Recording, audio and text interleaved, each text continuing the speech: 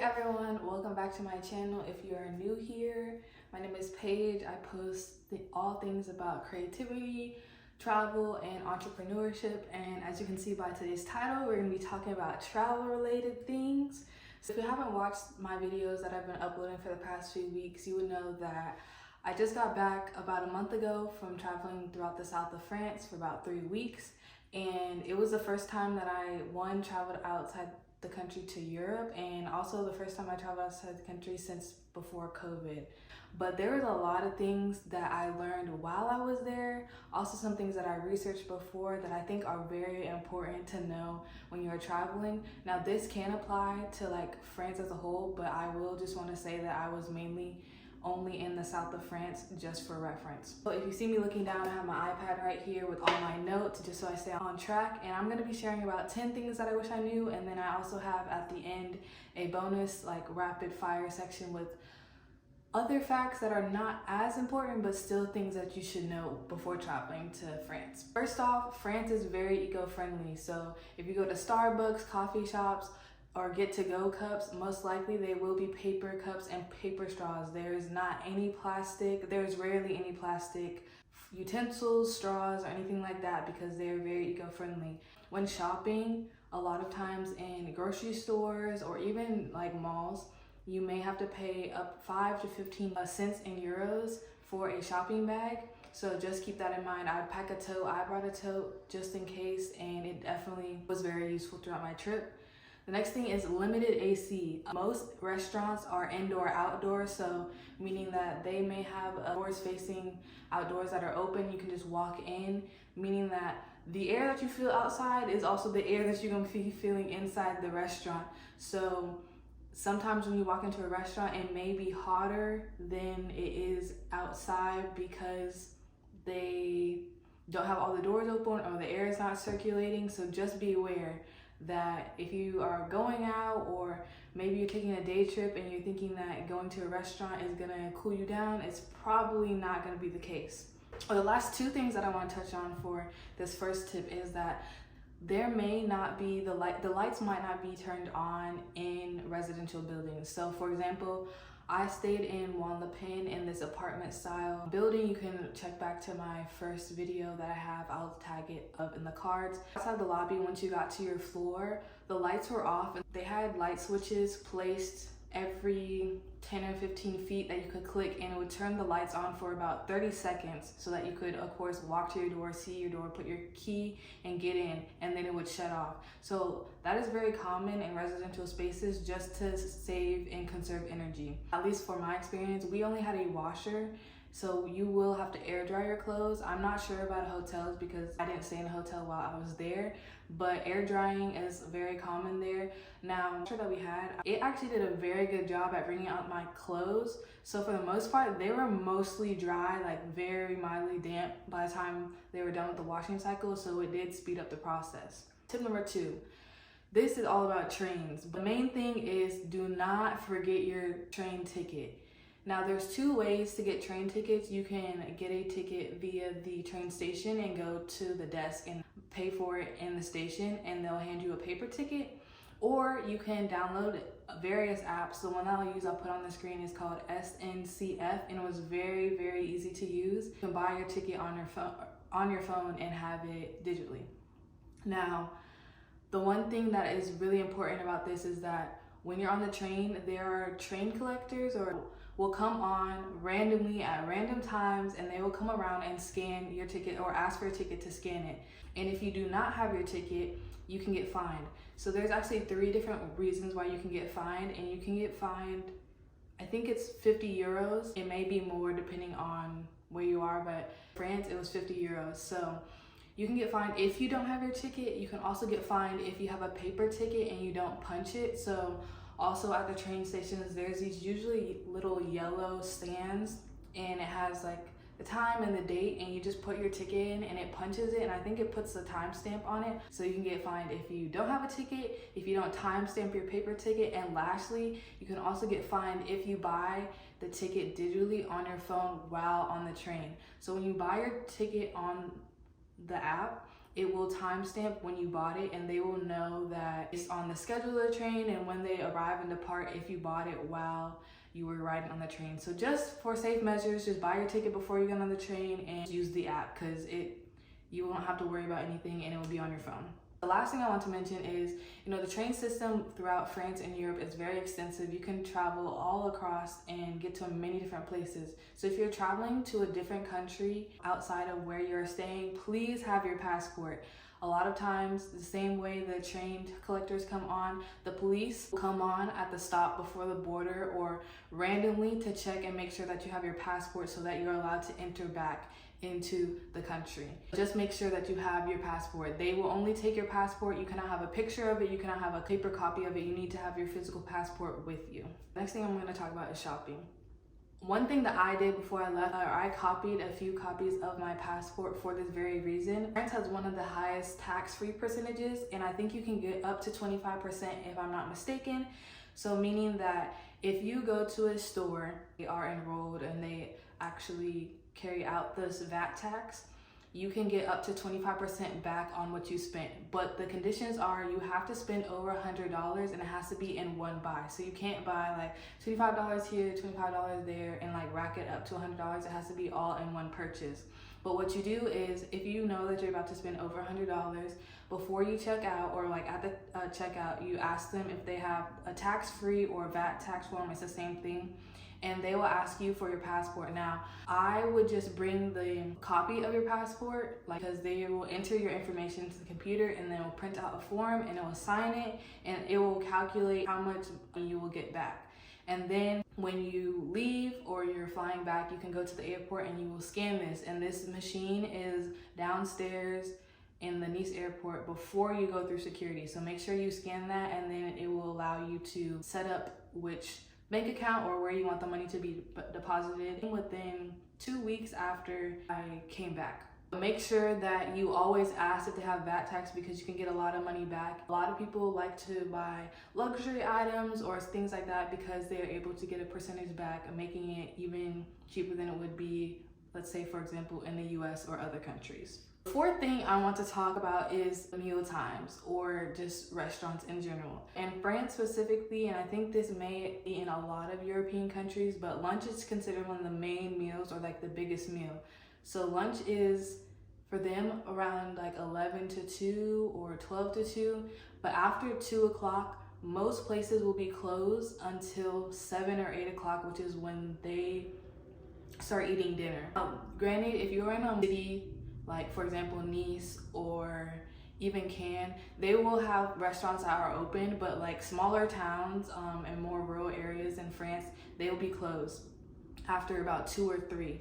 And if you do see a restaurant open, they will serve you, but they will only serve beverages. So just keep that in mind when you want to plan around eating between the 2 to 7 p.m. time frame. It's coming from me being in America. Like usually when you go to a restaurant, you go to the host, and then the host chooses the table that you sit at. This is not the case in France. Usually when you go to a restaurant, like I said similar earlier, they're usually indoor, outdoor, so it's open, and there's usually multiple places that you can enter from.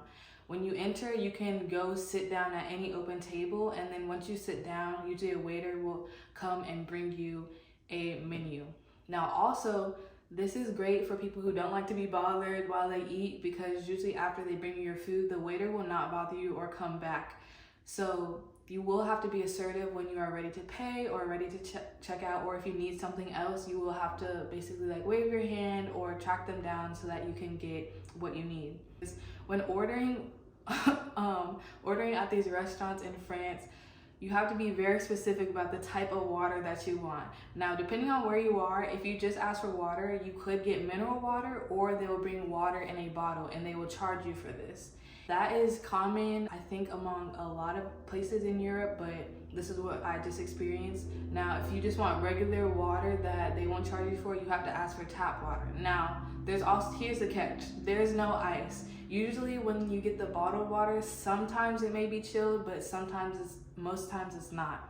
So you will have to ask for ice, and this comes with most drinks. Whenever you ask for a drink, just say that you want ice with it. Now the next thing I want to talk about is paying for the restroom. So it's very common in public places like the train station and even malls that you have to pay between 5 to 15 cents in euros to, or 50 cents in euros to access the bathroom. Now, it's usually a turnstile gate that is before the entrance, and usually there's an attendant there. There's also sometimes a machine, get change, or you can pay with Apple Pay. You have to pay to enter, so keep that in mind. Now, the next thing I want to touch on is to always have cash. Like I said earlier, you may have to pay in cash for the restrooms, but also when it comes to traveling to more rural areas, they may only take cash because of course, for cards or processing credit cards, there's always those transaction fees. And also for smaller convenience stores, they may have a 5 or even I've seen up to like a 15 euro minimum just to balance out those transaction fees. So it's easier just to have cash on hand and you don't have to worry about purchasing more than you want just to be able to use your card. Now, when it comes to getting cash, I recommend, and also was recommended by one of our advisors, who used Credit Agricole, and I'm gonna put a picture of it. These, I'm pretty sure, are all around Europe. I found them when I was in Italy and when I was in France. These have one of the best exchange rate. I think I got the exact exchange rate when I got cash. I pulled out cash multiple times. They also sometimes have like a 24-hour. Most of the ones I went to were like in the actual bank, but sometimes they do just have a standalone ATM that you can access even if the bank is closed. If I'm not mistaken, banks are closed on the weekends. Depending on what bank is near you, you may not be able to withdraw cash on the weekend, so just keep that in mind as well. Next thing I want to talk about is the weather. No matter where you're going, especially if you're going on a day trip, never leave without your water bottle. It is very humid almost every day there, especially after it rained. The humidity was between 60 to about 85%. And the south of France, a lot of it is along the water, along the beach. So it is very, very humid. So for all my curly girls, 4C black girls, please just go ahead and have your hair in a protective style. I had my hair in braids, and you can go watch my vlogs. By day 5, you could see my curly hair poking through my braids because of how humid it was and like how much we were sweating and stuff. So that's one, never leave without your water bottle. And also I say this because you might as well just pack a reusable water bottle, because depending on where you are, sometimes the convenience stores are only near the train stations. And if you're going to, let's say for example, which is like a really small like medieval village town, like there might not be convenience stores more towards like the tourist attractions like the botanical gardens or even like higher up. So just if you're going to go on a day trip, just bring a water bottle. The other thing is always bring your sunscreen. Not only is the humidity very high, but also the UV index is very high, so you will want to be reapplying your sunscreen throughout the day because it will wear off and you will get sunburnt. Next thing that I want to talk about is safety and pickpocketing. So in France, petty crimes such as pickpocketing are one of the most common forms of crimes that happen. They usually happen, of course, in very high traffic areas. So for example, train stations, malls, or even near like festivals, which is why I was there for the Cannes Lions Festival. So during big events, where a lot of people are gathering at once, they always told us, for example, to always keep your bag in front of you. So if you have a shoulder bag, wear it across your shoulder, but make sure that the majority of your bag is like right in front of your belly button. That way that no one can come from behind and take something, or from the side. They will have to come directly in front of you, and you'll be able to have more time just in case, dodge it, avoid it, or whatever the case may be. When sitting or when moving throughout, getting on and off the train station, I always just had my hand on my bag and made sure that, depending on what type of bag you have, that the zippers are not outward facing. I did use this one bag that I highly recommend. I got it from Amazon. It's called a travel-on bag. I'll link it down below, but essentially it's like an anti-pickpocketing bag because all the zippers have clasps that you can hook. So therefore, like if someone were to try to open the zipper, it's hooked onto a metal ring and it will take longer for you to like unclip it and unzip it. So that is one thing I recommend. Although I am saying this, in the south of France, did not deal with any of this at all, like had zero occurrences or even fear of it. I do know just from personal experience and from what I heard from other people that it is way more common in more popular areas such as Paris, near the Eiffel Tower, and things like that. Just be aware. And the other thing is, when it comes to pickpocketers, don't discriminate. A lot of the time they are groups of girls or young girls. It's not always just like a man or everyday people that look regular that are pickpocketers. The last thing I want to touch on when it comes to safety is that where I was staying in Pen, and it was right by the beach, like a long stretch of the beach. I went out multiple times, like 10 p.m. I was at 2 a.m., 4 a.m., especially coming back during the Cannes Lions Festival. And depending on the time, maybe not past 2, but like late at night, you would sometimes see like couples or families walking along the beach. There's a lot of like light poles, it's very well lit and everything like that, but there's a lot of people just walking, and I never felt uncomfortable or unsafe. I even went a couple times at night down to like a little corner store that was open and never felt safe, and I was by myself. And especially as a Black female, like solo traveler, I never felt unsafe. This is just my experience, and I really just want to be as transparent as possible. And even when traveling to other places within the south of France, I never felt like my safety was in danger, someone was gonna come up to me or anything like that. For the most part, people just mind their business and do what they need to do, and they won't bother you. Now I kind of want to go into a bonus round. Those are like the major tips, but these are like more important but kind of smaller. So the first thing is that you will see like military or police walking around, and a lot of times they will have very big guns, or they might have canine dogs. This is very common in more popular high traffic areas like Nice, Cannes, even Antibes. Like we saw them walking around, and they don't bother you, they walk around. And what I researched, and after like a war that happened, they instilled this policy just to reduce threat from like potential attacks. The next thing is that if you are flying into Nice, well, I just recommend it regardless, but if you're traveling to Nice, that area, please take the train and the tram to and from the airport.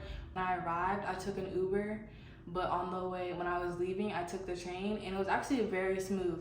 You can actually take the train from East Augustine station to most destinations within the south of France for less than 20 euros. The train/tram is one of the cheapest ways to get to your destination, and you can take Ubers. Those will range starting around 40 euros and up, and then taxis are probably the most expensivest mode of transportation, and those usually start around $80 to $100 and up depending on your destination.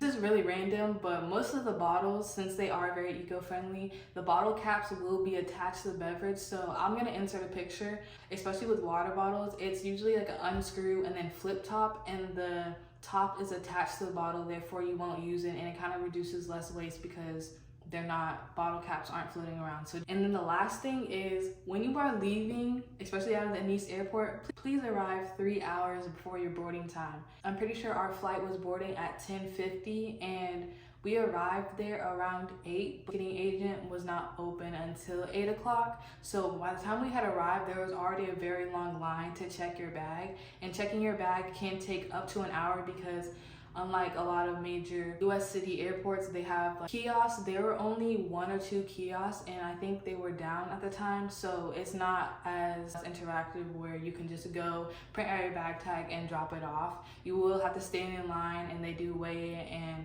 all those other things. So that's one thing that took a lot of time. And the other part is that even after you get through security, there are other multiple checkpoints that you have to go through. For example, we went through security, and that took about 5 minutes, but before you get to your gate, you have another checkpoint where you go through, you show them your passport, they ask you the questions about where you're going and making sure that you have your boarding pass, and that line also took an hour. So just try to get to the airport at least 3 hours before you board. Those are most of the tips and tricks or things that I wish I knew before traveling to France.